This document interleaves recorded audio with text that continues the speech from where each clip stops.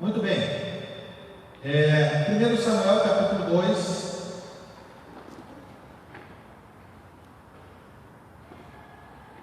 versículos 11 a 36. É um pouquinho longo, né?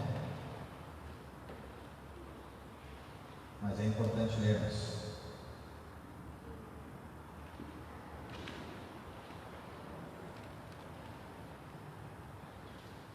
Capítulo 2, versículo 11 a 36.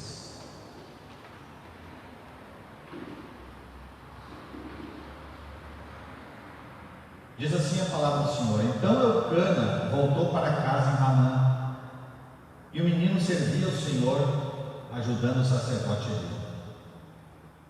Os filhos de Eli eram homens perversos, que não tinham nenhuma consideração pelo Senhor, nem por seus deveres de sacerdotes. Cada vez que alguém oferecia um sacrifício, vinha um servo do sacerdote com um garfo grande de 3 dentes.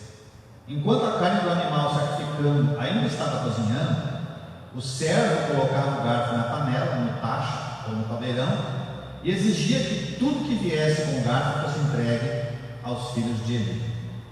Assim, eles tratavam todos os israelitas que iam adorar em Siló.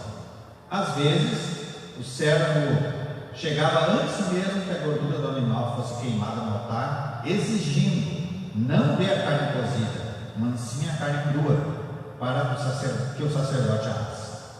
Se o homem que oferecia o sacrifício dissesse: leve quanto quiser, mas antes deixe queimar a gordura, o servo retrucava: não, entregue a carne agora, ou eu tomarei a força.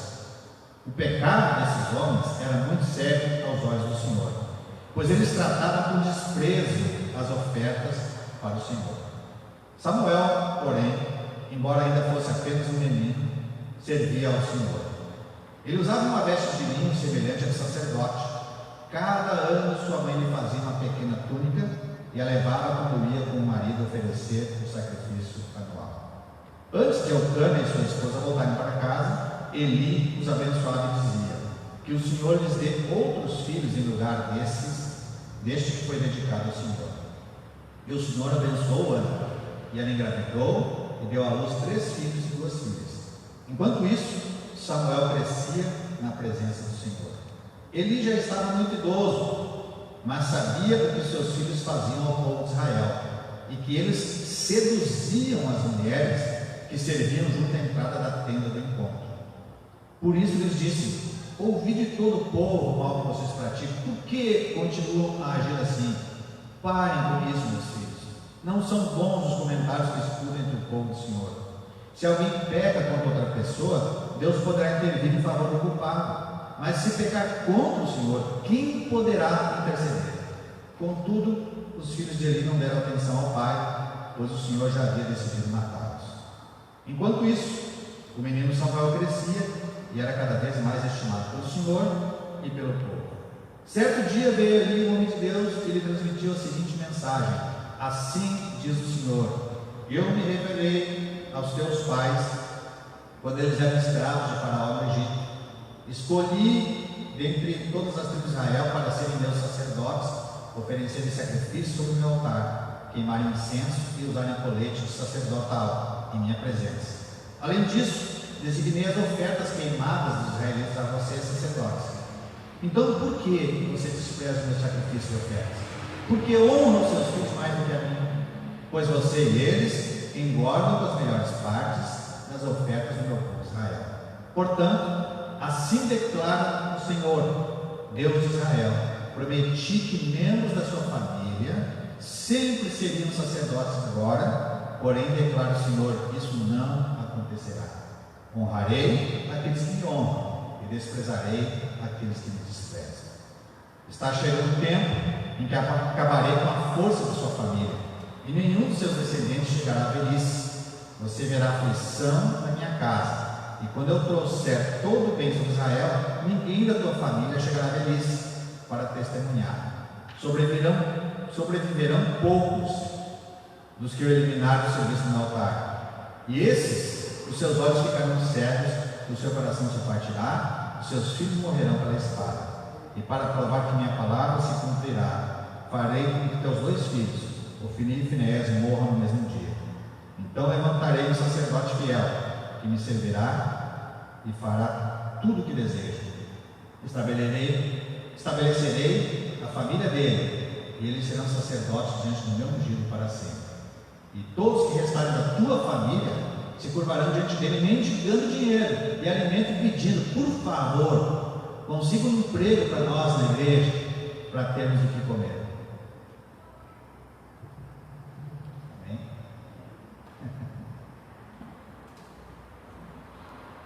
Acho que os irmãos todos já leram essa palavra, sabem.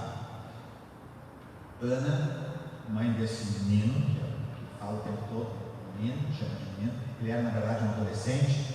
A mãe criou ele até uma certa idade. Na adolescência entregou ele para trabalhar no templo e morar lá na família do sacerdote. Ele estaria sendo preparado para servir ali, ser um auxiliar de Eli durante a vida. Isso foi uma gratidão que esta mulher, Ana, a mãe desse menino, teve, porque ela tinha, durante 24 anos, ela vinha orando, passando vergonha, humilhação, porque ela não engravidava, ela não podia ter filhos. E ela insistiu 24 anos com Deus, e nada se resolvia. Aí um dia, mediante a palavra do sacerdote Eli, esse homem de Deus, ele olhou para ela e disse: vai, pode te relacionar com o teu marido, que tu vai engravidar. E isso aconteceu, nasceu Samuel. Ela, em gratidão, entregou ele para a obra do Senhor nosso Deus. E aqui começa a contar, neste versículo, nesse capítulo 2, de que Samuel estava lá. Duas coisas eu quero chamar a atenção dos irmãos para essa palavra. Primeiro, não existe família ideal. Esse sonho da família ideal, ele é lindo. Na adolescência, todos nós sonhamos. A gente olha, quando é criança, para os pais da gente, são os melhores pais do mundo. Ninguém é mais forte que meu pai, ninguém é mais querido que a minha mãe.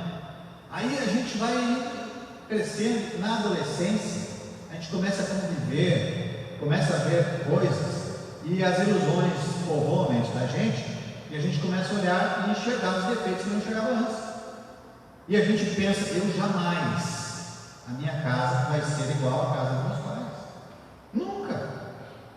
A minha casa vai ser diferente. A gente vai casar e a gente nunca vai discutir, nunca vai pegar, nunca vai ser tudo, não vai ter ofensa, vai ser maravilhoso. Jamais nós vamos aceitar que a minha casa não vai ser assim. Não vai ser mil felicidades. Na juventude a gente busca essas mil felicidades enquanto uma pessoa para casar, né? E o sonho das mil felicidades acontece de que às vezes no dia do próprio casamento, nem demora muito, passou a lua de mel, cara abre os olhos, a mulher abre os olhos: o que eu fiz? Eu vi essa semana um vídeo. Tem coisas que espantam a gente, né, irmãos?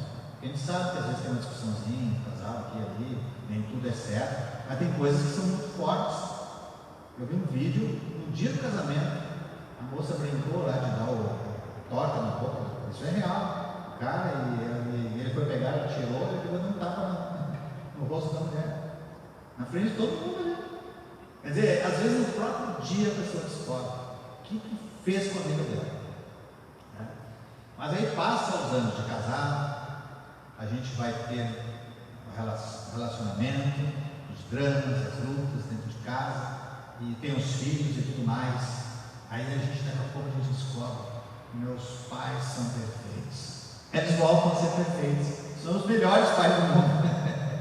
Porque a gente vê que todos esses dramas e problemas, todas as famílias têm. Não tem família ideal. Existem famílias reais. Tem pessoas que passam uma vida inteirinha infelizes dentro de casa, porque elas querem que o marido seja diferente, e não são. Querem que a esposa mude, e ela é aqui, claro, algumas coisas, né, precisam ser mudadas, a pessoa tem que se esforçar para que o evangelho mude, mas tem coisas que são da personalidade da pessoa. é do gosto da pessoa. Algumas coisas têm que ser aceitas e respeitadas, e algumas limitações a pessoa tem aquela limitação, ela vai ter que lutar contra aquela limitação o resto da vida, mas ela tem essa limitação, e às vezes o cônjuge não aceita. Então, a família real, irmãos, é que é preciso ser entendida. Você tem que amar quem você tem ao seu lado, porque amar é uma decisão, decidir. Errou até aqui, deu cambalhota, fez coisas que não deveria, agora no seu lar, como está, onde está, essa nova vida, seja como for, tem que tomar a decisão. Existem famílias reais. Algumas pessoas mudam de família 10 vezes até descobrir, outros nunca descobrem. Então a gente, às vezes, com os erros que a gente comete, com as falhas que a gente comete, a gente precisa chegar um momento de entender: não existe ideal, existe real. Então, aqui duas famílias. A primeira família é uma família que tinha tudo para dar errado. Eles eram frustrados, irmãos. O homem tinha uma vergonha, naquela época era assim, não é que nem hoje. Hoje alguns até querem, mas se não der, tudo bem. Naquela época era vergonhoso o homem não ter um filho, principalmente o homem. Tinha que ter um filho. E o Eucana andando na rua, no meio de seus pais, e tinha essa ideia de que quem não tinha um filho é porque não era de Deus. Deus não abençoou aquela família.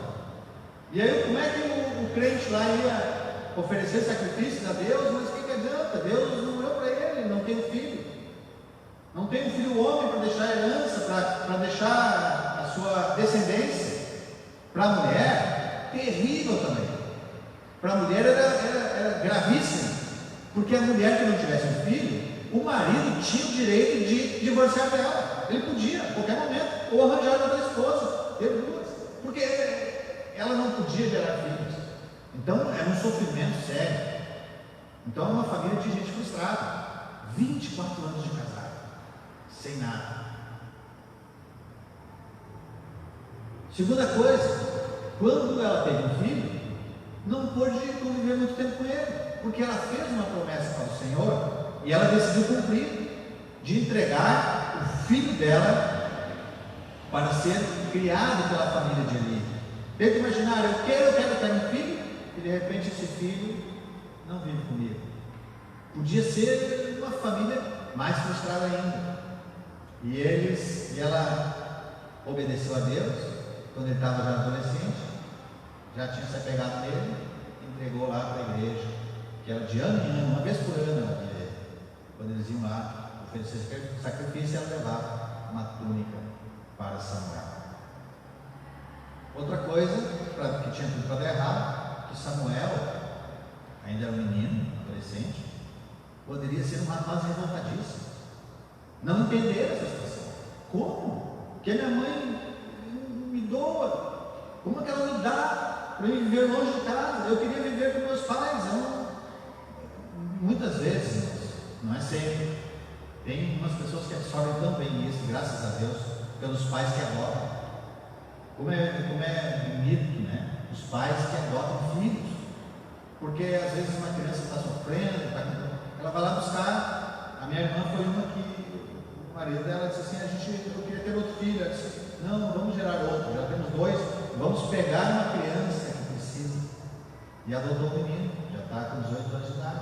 É lindo quando uma pessoa pensa nisso, em receber. Mas às vezes, para a criança, para o adotado, muitos deles têm problemas psicológicos, têm problemas, têm dores, eles não conseguem, principalmente quando eles sabem que eles foram doados, que não havia problema permanecer em casa, não havia nada, simplesmente deram.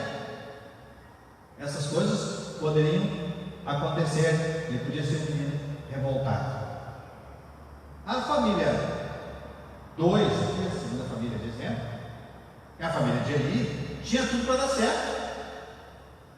O pastor presidente da igreja, 2 filhos homens, que é o que se queria naquela época, filhos homens, e esses rapazes ensinados no templo, vendo, convivendo com o pai, o grande sacerdote, herdeiros do pai, foram também consagrados a pastor. tudo para dar certo. Não tinha como dar errado essa família. Só que a palavra de Deus diz que aconteceu o contrário. Aconteceu o contrário. A família que tinha tudo para ser frustrada não foi. Foi uma família feliz. E a família que tinha tudo para dar certo foi rejeitada por Deus. A Bíblia fala aqui, vejamos no versículo 11: Eucana foi a Ramá sua casa, porém o menino ficou servindo ao Senhor perante o sacerdote Eli. Irmãos, é possível a gente estar no meio da corrupção, é possível estarmos no meio da corrupção sem nos contaminarmos com ela. É isso que esse capítulo tem para trazer, é isso que quer nos ensinar. Nós estamos no meio de muitas lutas, às vezes, de intensas lutas espirituais, e o que eu faço na minha vida, como, né? Aqui está bem claro. É possível a gente estar no meio das coisas erradas sem nos contaminarmos com ela. Nós trabalhamos neste mundo, nós estudamos neste mundo de coisas erradas, nós convivemos neste mundo de coisas erradas, nós andamos por aí. O Gilmar hoje está só, né, Gilmar? Um homem só no meio da corrupção. É possível isso acontecer, mas é possível nós não nos contaminarmos. Glorifica a Deus, porque tu não precisa estar contagiado pelo mal que está acontecendo no mundo. Com este versículo aqui, que o menino ficou servindo ao Senhor perante Eli, traz uma mensagem importante. Preste atenção, senhores pais, principalmente de adolescentes. Os adolescentes também podem servir ao Senhor, né? Eliezer, né? Adolescente também pode servir ao Senhor. Eu aceitei Jesus com 14 para 15 anos de idade. A minha adolescência e juventude foram tempos maravilhosos. Eu não conhecia a corrupção naquela época. A minha alma, eu não enxergava isso. Era Deus, Deus e Deus, vivendo para o Senhor. É possível, sim. Preserve, guarde, cuide, ensine, oriente seus filhos na casa do Senhor, porque eles podem aqui servir ao Senhor nosso Deus desde a adolescência. No versículo 12 diz que eram os filhos de Eli filhos de Belial e não se importavam com o Senhor. Dois pastores sendo um péssimo exemplo ao jovem Samuel e a toda a congregação. Nós temos aqui duas etimologias para Belial, que quando é nome próprio é demônio, e Belial, como demônio, ele era o 68º na cadeia de importância, que veio lá de Baal, veio da uma divindade cananita que tinha. Belial, como nome próprio, era demônio. Mas no hebraico ele tem um significado divino, inútil, desvalorizado, vadio, emprestado. Diz aqui filhos de Belial, é como se fosse filhos de uma pessoa emprestada, filhos de uma pessoa inútil. É o que a Bíblia está dizendo. Não é uma criação para aprimorar uma mensagem aqui, ela ficar. Não, eu estou trazendo o que a Bíblia está dizendo aqui. O interessante, irmãos, é que eles eram filhos de Belial, filhos do diabo, mas eles eram pastores. E às vezes nos perguntamos: é possível, irmão, alguém servir a Deus sem conhecer? É possível alguém servir a Deus sem conhecer a Deus? É possível, a Bíblia está dizendo. Eles não conheciam a Deus, eles eram filhos de Belial e estavam lá servindo no meio da congregação como pastores. Seu pai era pastor, eles viraram pastores e, pelo que tudo indica, usaram esse cargo aí para benefícios, para vantagens, como forma de garantir o poder. Eles eram profissionais da fé. Profissionais da fé.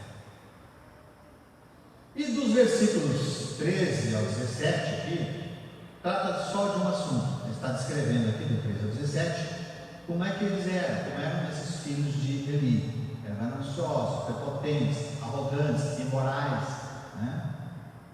Aqui diz que Era costume, quando o servo estava assando a carne lá, para tirar a gordura como sacrifício, que eles colocassem o garfo, o tridente aquele, e onde alcançasse eles pegavam.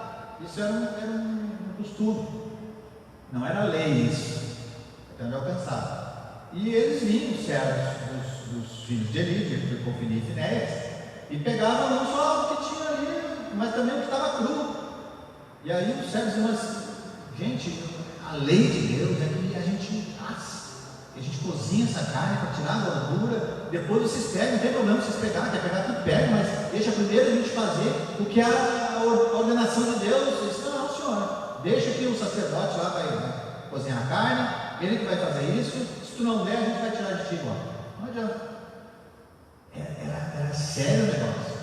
Eles queriam pegar e pegar mais do que devia. Deus disse que eles iam se alimentar, certamente, dos dias de oferta que vinha, lógico, mas todas as coisas tinham um limite de Deus, e eles queriam pegar tudo para eles, se apossar. Era deles a igreja, eles mandavam, manipulavam, faziam o que queriam, e o povo estava ali, sofrendo, assistindo, vendo, verificando aquela situação.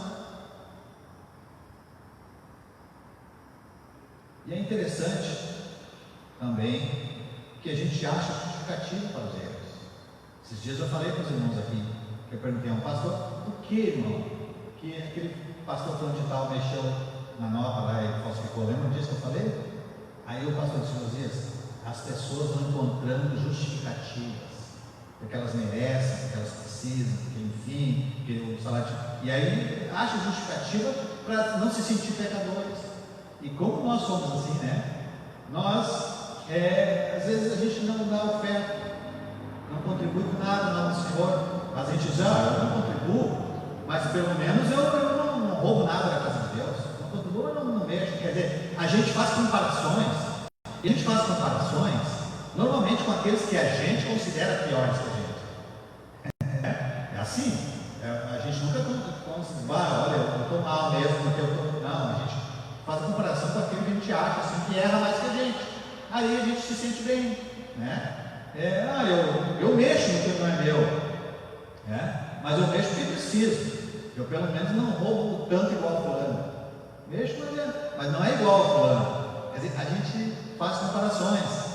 Eu não me consagro a Deus, não faço consagração nenhuma, mas pelo menos eu não vivo aí que nem os outros orando, jejuando e fazendo fofoca. Então eu não me consagro, quer dizer, a gente faz essas, né? Eu bato na esposa, ou bato no marido, mas não adultero.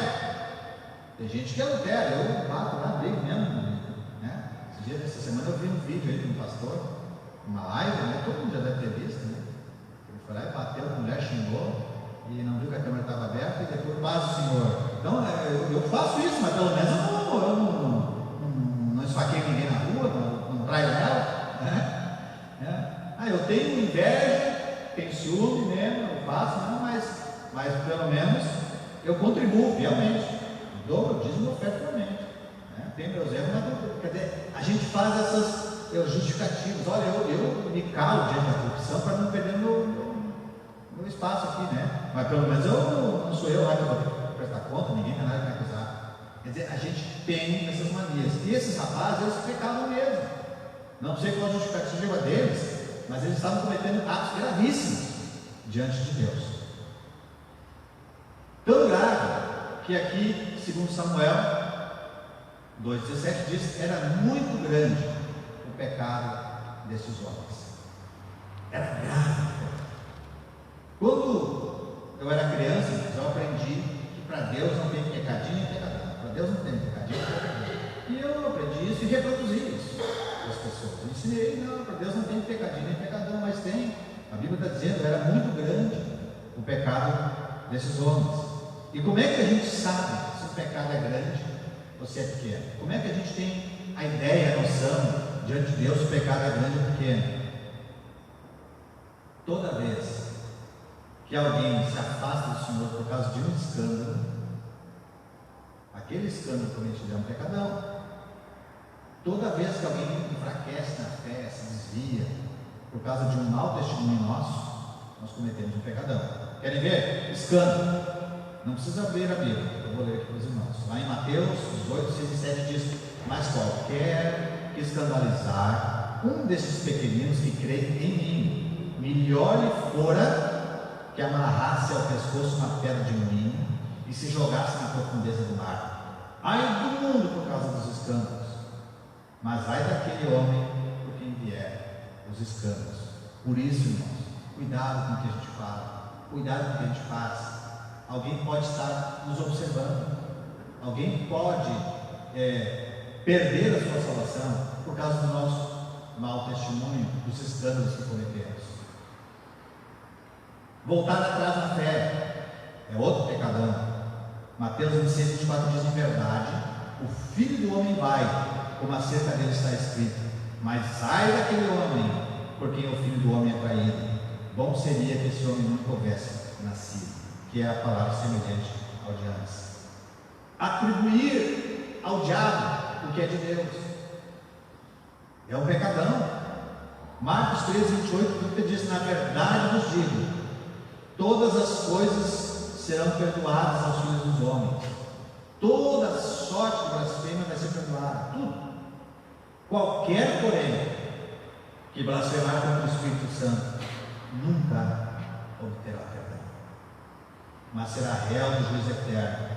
Porque naquele momento eles estavam dizendo para ele: tem demônio, e ele estava cheio do Espírito Santo, estava enxergando demônio em Jesus, e ele tinha o Espírito Santo de Deus, e ele disse: nunca essas pessoas vão conseguir perdão. Então, cuidado quando julgar o que é de Deus e o que não é. Pecado para a morte. Lá em João diz: se alguém vir pecar o seu irmão, pecado que não é para a morte, orará a Deus, e Deus dará vida a ele. Há pecado, porém, que é para a morte, por esse não digo que ore. Então tem pecados mais graves diante de Deus. Tem gente que vai ao limite de Deus, ultrapassa os limites.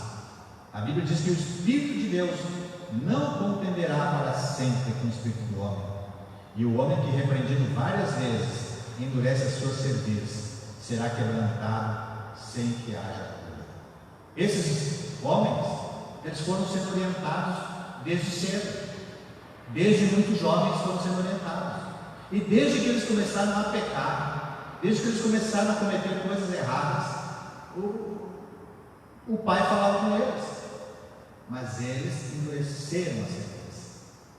Nós temos que ter esse cuidado para não nos manter no nosso erro, para nós buscarmos o Senhor de fato, pararmos de fingir, pararmos com hipocrisia de cristandade sem Deus, porque cristianismo sem Cristo não funciona, é religiosidade. Nós precisamos ter Jesus vivo, a gente precisa se arrepender das palavras ofensivas que diz, precisa se arrepender dos pensamentos errados, a gente precisa se arrepender da malícia que tem, porque quem muitas vezes foi advertido, uma vez será abatido e não vai ter mais volta, a Bíblia está dizendo aqui. Irmãos, interessante que Eli era um homem fiel a Deus, Eli era um homem usado por Deus, ele não cometeu nenhum desses erros aqui que os filhos cometeram.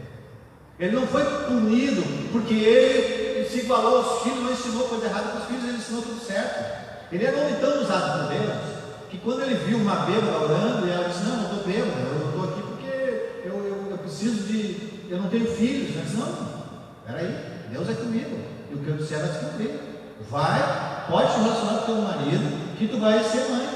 E aconteceu, ele era homem de Deus. Depois eles iam lá sacrificar, e disseram: não, um pouquinho, vocês doaram um filho para serviço para a obra de Deus? Pode deixar, Deus abençoe vocês, e tenham mais filhos. Ele teve mais 3 filhos e 2 filhas, uma mulher que não tinha tido filho. Ele era um homem santo, ele era um homem puro, ele chamou os filhos e disse: filho, não façam, não ofendam a Deus, não ataquem contra Deus. Ele discernia a voz de Deus. Tem crente que não discerne mais. Tem gente que acha, não, ele compara, né, o Eli com os filhos dele, e tal. Não, irmão, vamos fazer a diferença. Ele discernia a voz de Deus. O Samuel disse: Senhor, eu ouvi tu me chamar agora de madrugada, o que o Senhor deseja? Ele disse: não, meu filho, espera um pouquinho. Não fui eu que chamei, mas eu sei quem foi. Foi Deus.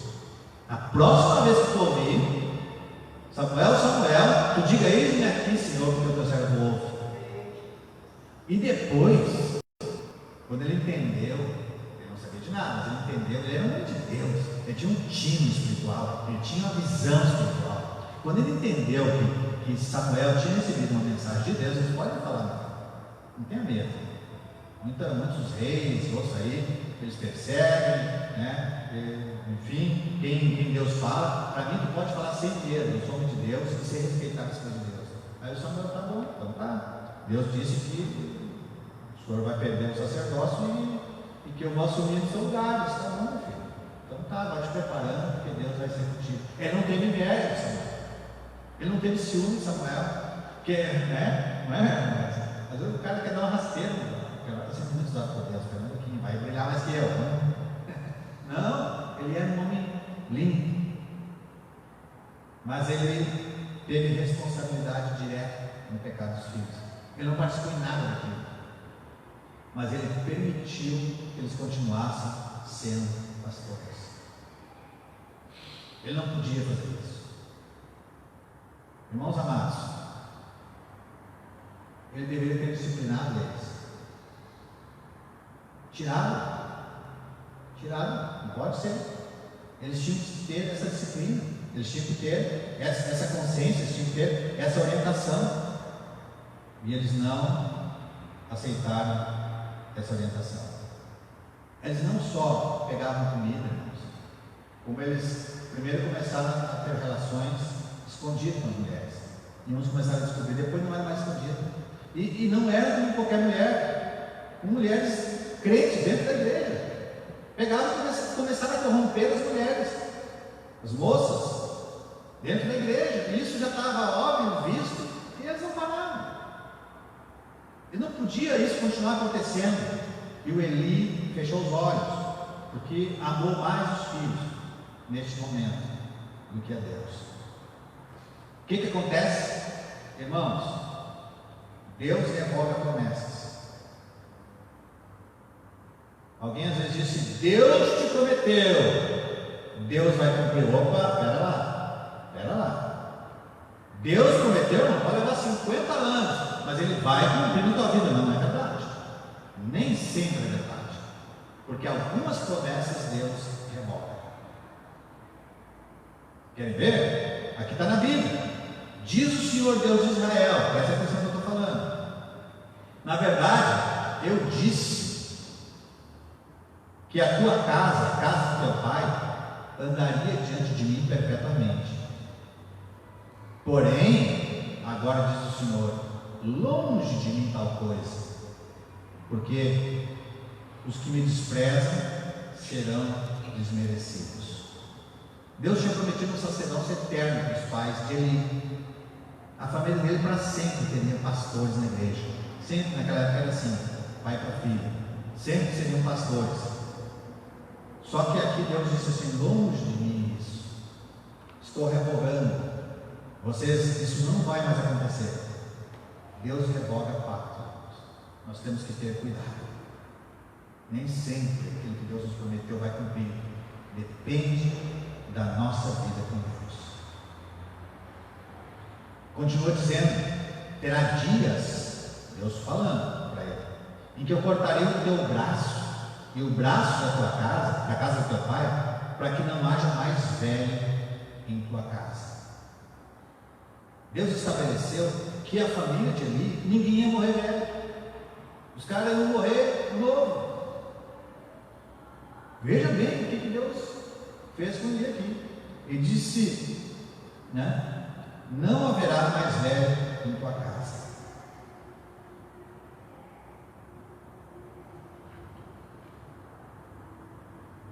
Será que todo aquele que restar da tua casa, aí aqueles que sobrarem, né, vão vir se inclinar diante da nova linha sacerdotal, do novo sacerdote que colocar, e vão pedir uma moeda de prata, vão pedir um bocado de pano, e vão dizer: rogo que me admitas um cargo na igreja, para eu ter como me alimentar. E os que não morressem cedo mendigariam, Isto prova que uma geração tem compromisso sobre a outra. Ia ter mendigos, ia morrer cedo, e os outros iam na igreja pedir para um carguinho qualquer, para não morrer de fome. Isso que ia acontecer com aquela família abençoada por Deus, que Deus havia consagrado. Prova sim, irmãos, isso, que uma geração tem compromisso com a outra geração. A geração dos pais de Eli foi abençoada, fez tudo certo. Eli fez tudo certo, e os filhos dele começaram a fazer tudo errado. O pai, por ser consciencioso, por não tirar eles do cargo, estragou toda a descendência da família. Quem sabe, tirando do cargo, eles se curariam, voltariam, não sei, mas ele não teria participado disso. Deus ia fazer algum milagre ali, para que ele pudesse ter essa bênção continuada. Mas erraram eles, os seus filhos, perderam o temor de Deus, viviam na igreja, mas de qualquer jeito, fazendo tudo quanto é coisa errada, e o pai não tomou providências. Esta geração matou a outra geração. Todas as gerações depois de mim perderam a bênção. Nunca mais seriam sacerdotes, não morreriam, não teriam vida até a idade avançada, seriam mendigos. Irmãos, é perigoso quando nós saímos da vontade e da presença de Deus. Nós estamos todos os dias, influenciando e sendo influenciados. Tem gente que diz: não, eu não me deixo influenciar, eu tenho a cabeça feita. Não, nós somos influenciados todos os dias, e influenciamos todos os dias pessoas, a família, colegas de trabalho, né? Lá o diretor do síndico lá do prédio, né? Mesmo sem saber, a gente está influenciando a vida deles. Muitos se perderão ou se salvarão por causa do nosso testemunho. Muita gente vai se salvar e muita gente vai se perder por causa do testemunho de algumas pessoas. Nós somos sempre a referência de alguém. Irmãos, o pior sujeito que existe, que a gente acha que é o pior, ele é a referência para alguém. A gente sempre, alguém está olhando para a gente. Eu lembro de um testemunho real também. O jovem Marcos, Jesus libertou ele, salvou. E antigamente existia, os irmãos lembram disso, esses cursos de esquina, tudo no campo, assim, né? Evangelismo de rua, né? E fizeram um culto lá, e o Marcos foi convidado para dar um testemunho. E o Marcos deu um testemunho lá, poderoso. Eu era um jovem perdido, eu vivia nas drogas, eu vivia, enfim, no pecado, mas aí eu ouvi o Evangelho, Jesus me libertou, hoje estou liberto, aquele testemunho maravilhoso. Passado algum tempo, alguns meses, esse rapaz, ele entrou numa lancheria, sentou à mesa e pediu uma bebida alcoólica. Do lado dele, sentado na mesa ao lado, um rapaz se levantou e veio estupefato, olhando para ele abismado, disse: olha, fazem 4 meses que eu ouvi o teu testemunho lá numa esquina tal. E eu, desde aquele dia, todos os dias eu falo: um dia eu vou ser como aquele rapaz, um dia eu vou sair dessa vida de vícios, um dia eu vou sair dessa vida de pecado e vou ser igual aquele rapaz. E agora eu te vejo aqui bebendo do meu lado. Aquilo foi estonteante para ele, aquilo mexeu profundamente com ele. E ele foi confessar o pecado ao pastor Ricardo, do que ele tinha cometido, e procurou trazer aquele jovem para a igreja. A gente está sempre sendo, irmãos, referência para alguém, alguém que nos ouve, alguém que nos vê, alguém que sabe que somos cristãos, está olhando para nós. Às vezes são os filhos, são os vizinhos, a família, pessoas que às vezes nem se identificam, querem ver até onde vamos com a nossa fidelidade. Nós somos responsáveis para ajudar as pessoas a serem melhores e mais felizes. Estou me encaminhando para o encerramento. A fidelidade a Deus abençoa gerações. Assim como uma família, uma pessoa que age errado, ela pode trazer maldição. Uma pessoa que age corretamente, ela pode abençoar gerações. Lá em 1 Samuel 2,18 diz: Samuel ministrava perante o Senhor, recebeu uma roupa de linho, que significava pureza. Os sacerdotes usavam por baixo do paramento essa túnica, Ele vestia um vestido de santidade diante de Deus. Lá diz que o jovem Samuel servia ao Senhor perante Eli. Samuel, na sua adolescência, na sua juventude, na sua vida adulta e na sua velhice, não se corrompeu. Ele não se envolveu no erro daqueles que ministravam na igreja erradamente, e nem deixou que a decepção de ver aquelas coisas erradas dominasse seu coração. Ele não se envolveu com questionamento, com fofoca, com discussões, com diz-que-diz, nada disso. Ele se manteve fiel a Deus. O seu coração estava puro diante do Senhor. O seu objetivo não era disputar espaço com ninguém. Ele queria servir ao Senhor todo o seu coração. Ele deixou o seu coração limpo para o Senhor. E ele amou a Deus e desejou obedecer. Por causa disso, um país inteiro, Israel, foi abençoado por causa deste homem. O rei Saul foi lá com um monte de coisa errada daqui e dali, mas Samuel era o líder que o povo olhava para ele. O grande que aparecia não era Samuel. Samuel aparecia de vez em quando. O rei era poderoso, todo mundo olhava para o rei. Só que espiritualmente, a coisa falava, eles olhavam o que Samuel vai dizer e fazer. Samuel manteve uma linha de fidelidade a Deus, ainda que o rei errou. Ele foi o homem que Deus usou para abençoar aquele homem, o rei, do qual nunca mais teria descendência como rei, da qual a linhagem veio Jesus Cristo, que foi Davi. Então, inúmeras bênçãos vieram ao povo por causa da vida de Samuel, que ele decidiu não se contaminar. Deus, irmão, jamais frustra um fiel. Se você está aqui fiel a Deus e pensa que algumas coisas estão dando errado na sua vida, que há uma frustração no seu coração, há uma dor lá dentro, mas veja o que o irmão Luiz disse: eu tenho tudo. O meu carro não é do ano, né, Luiz? Minha casa não tem 5 quartos e 3 banheiros. Eu não estou ganhando salário que e aí?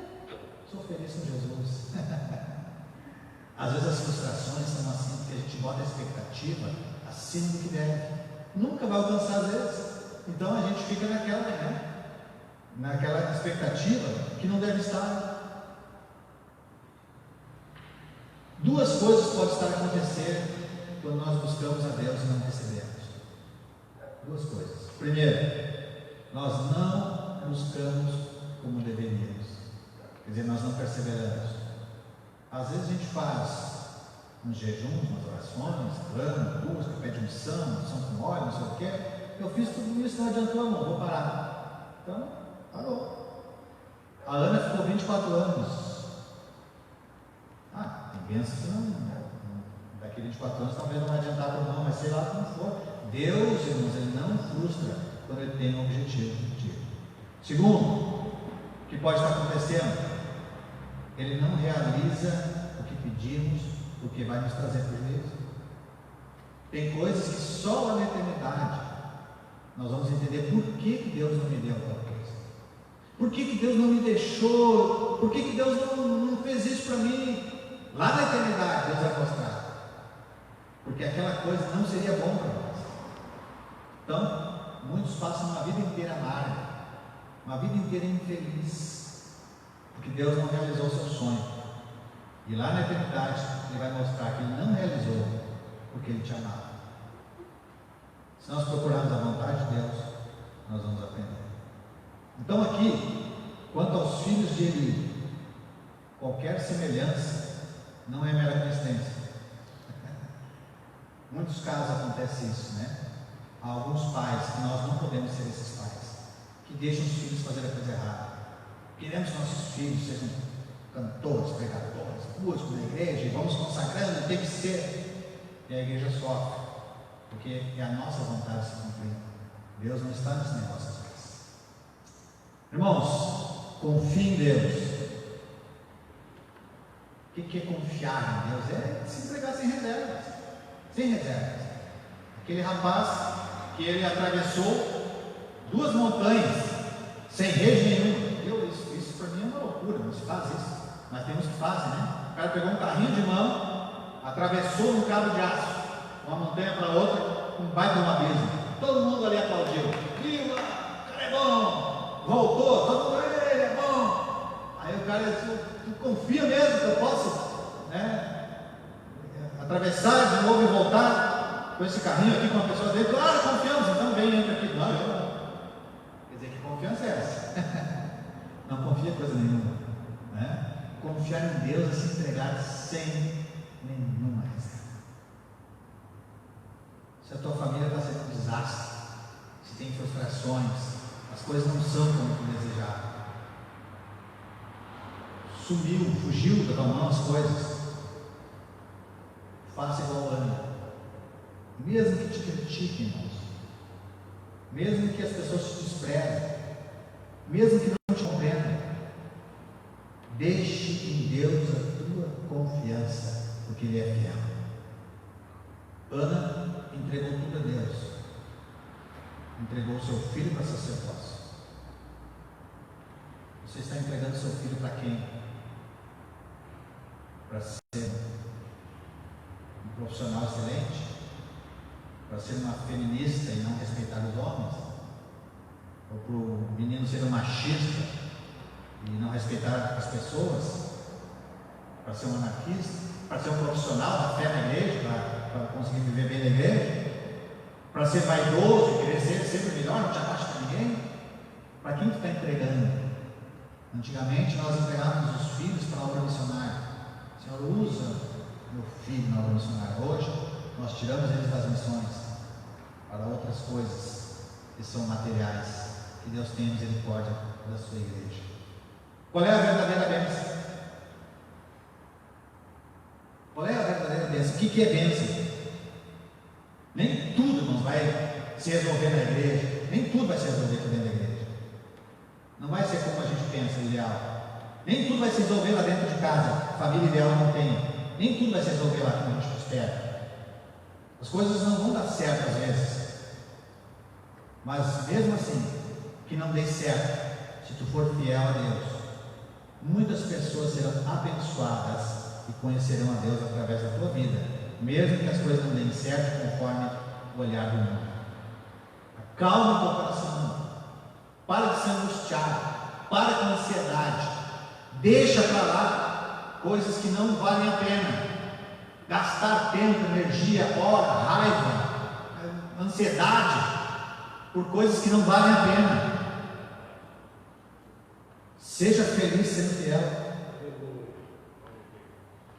Seja feliz sendo fiel.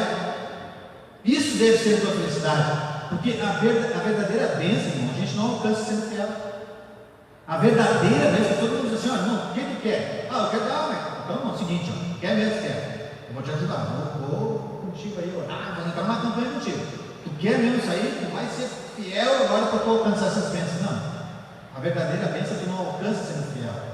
A verdadeira bênção é ser fiel. Mesmo que não alcance nada, ser fiel é bênção. O homem, a mulher, o jovem, a criança que for fiel, este é abençoado, porque está